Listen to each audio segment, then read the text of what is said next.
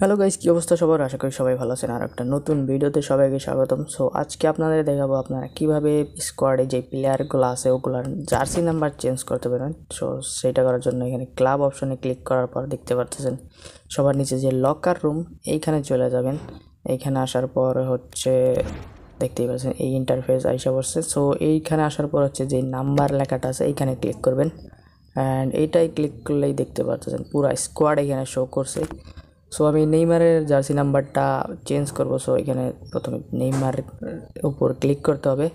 And নেইমারের number বর্তমানে আছে 13, আমি এখানে হচ্ছে 10 নাম্বার দিয়ে দেবো।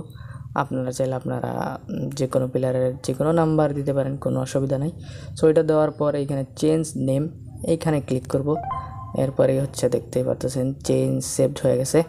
সো এইভাবে হচ্ছে জার্সি নাম্বার আপনার চেঞ্জ করে যে কোনো জার্সি নাম্বার একজন প্লেয়ারকে দিতে পারেন আপনাদের পছন্দ মতো।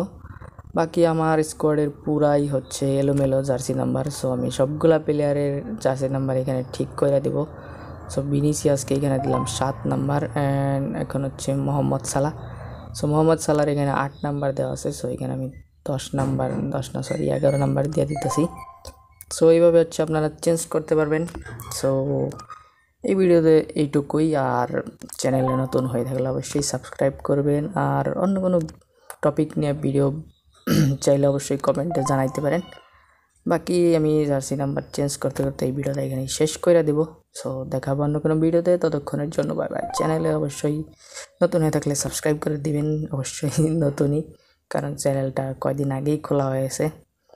সো এই ভিডিও এখানেই শেষ করতেছি, দেখাবো অন্য কোনো ভিডিওতে, ততক্ষণের জন্য বাই বাই।